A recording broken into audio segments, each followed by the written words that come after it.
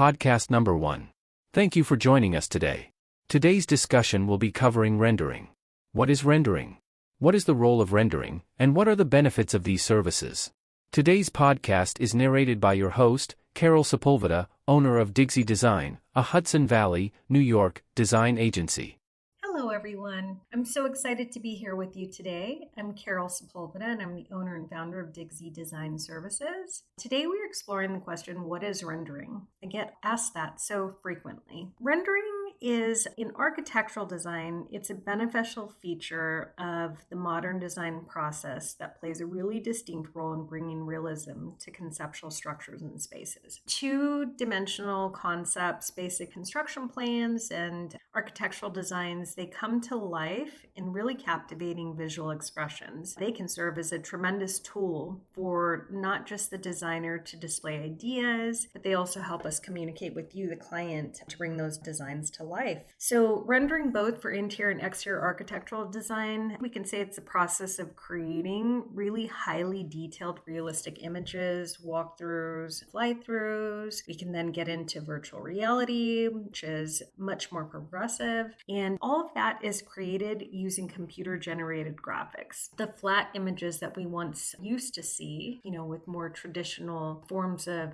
design and architecture, they now can become really astonishing representations of a design that allow everyone to see the outcome. And beyond impressing you, our client, they're used for marketing purposes. Developers can often use them during the early phases when it's crucial to sales and leasing efforts, with us simulating the lighting and textures and materials and landscaping of the spaces being built. It allows future occupants to see those spaces and can really bring some great value during the early development period. At the most fundamental level, we can take a look at 2D and 3D. In 2D renderings, they are the flat representations that we would see in architectural plans, such as elevations. And we can bring color and a little bit more depth and understanding in those spaces by rendering them, by bringing with the shadows and color and some furnishings and design. Those 2D renderings that are sometimes hard to see if the line weights are not quite right, or you're just not in the construction and design industry. You may not be able to look at those plans and actually see the space like we do. So when we render those spaces, it makes them a lot more clear and it brings them to life. The next level to that would be a 3D rendering. And the 3D rendering offers a much, much more immersive and photorealistic experience. It showcases the designs from different angles and perspectives as if you were standing in the room. So with 3D renderings, we really work a lot more closely with lighting and shadows and textures, and we provide details of the view, and we create really meaningful compositions as to where we're placed in that room. So sometimes you might see a room and how the view might look out of the window, or you may catch a glimpse on the connectivity between maybe an open living and dining space. So by providing those detailed views, you're able to get a much more comprehensive idea of what the design is going to look like once it's completed. And either of those two types of graphics can be stylistically enhanced by layering traditional artistic techniques as well. One of my favorites, and one of my favorite mediums in general, is watercolor. And I love the work of Hugo Render. I think that Hugo Render does a really tremendous job of incorporating watercolor into spaces.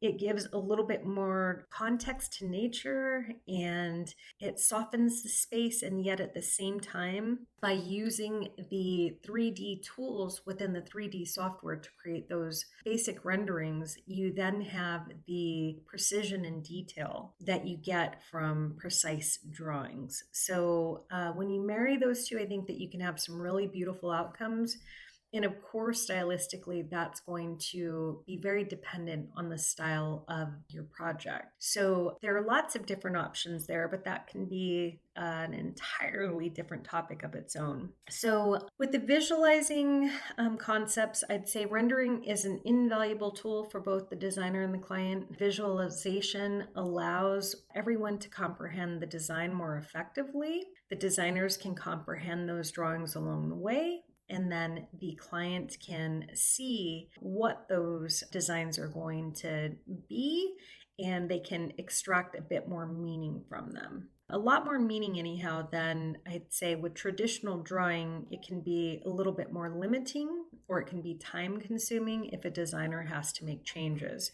With 3D rendering, the client can experience the virtual walkthrough of the proposed interior or see a 3D image, and a designer can literally make changes in real time, if the changes are simple enough, and present that to a client much more expeditiously than having to complete an entire graphite drawing all over again. So this informs everyone to make much more informed decisions about the design elements. And by the use of the real-time rendering, I think it produces lifelike renderings that really ensure that the designers can accurately represent ideas and concepts. And it instills a lot of confidence for clients and all parties involved, reducing a lot of risk in missing details and having to make a lot of modifications during the construction process. So it does prove to be fairly cost effective. It's a great solution that enables the clients to visualize and approve the designs before the construction or procurement begins. And then at that point, the likelihood of expensive design changes or dissatisfaction will decrease, saving both time and resources for everyone. And we all love that. So by using your designer to provide these services, the process is pretty simple. It starts with the programming, and once we understand the needs of the project, we complete a set of architectural drawings. If we use the 3D software from the initial launch of the project, we can easily convert those 2D images and 3D into 3D visualization tools. And depending on the needs of the project, we may layer various elements into the renderings or a couple different software approaches in order to serve the needs of our client. We understand that clients have different needs, and some clients are looking for visualization to comprehend the space, while others may be using the images for marketing and various other forms of marketing collateral. So in those cases, our rendering artists definitely spend a lot more time enhancing the realism and increasing focus on lighting and textures, materials, on the composition, all those things we talked about. But we definitely have a multitude of options that would serve your needs. And so overall, I'd say that rendering has really materialized as a key tool in modern design. It enables us to communicate our ideas with you more effectively, and through realistic and immersive representations, rendering fosters collaboration, reduces misunderstandings. It facilitates really well-informed design decisions. And as the technology continues to evolve, it'll undoubtedly remain an essential component for us and for you. And it's continuing to bridge the gap between our imagination, what we see in black and white on paper, and brings all of that to reality. So we hope that this has been informative. You can find us through any of our social channels. Please follow us on Instagram, on X, and Facebook. We are there. You can find us at Digsy Design. And you can also find some very informative videos on YouTube. But either which way, we look forward to seeing you again. We hope to have you present for our next podcast. And otherwise, have a wonderful day. We look forward to chatting with you soon.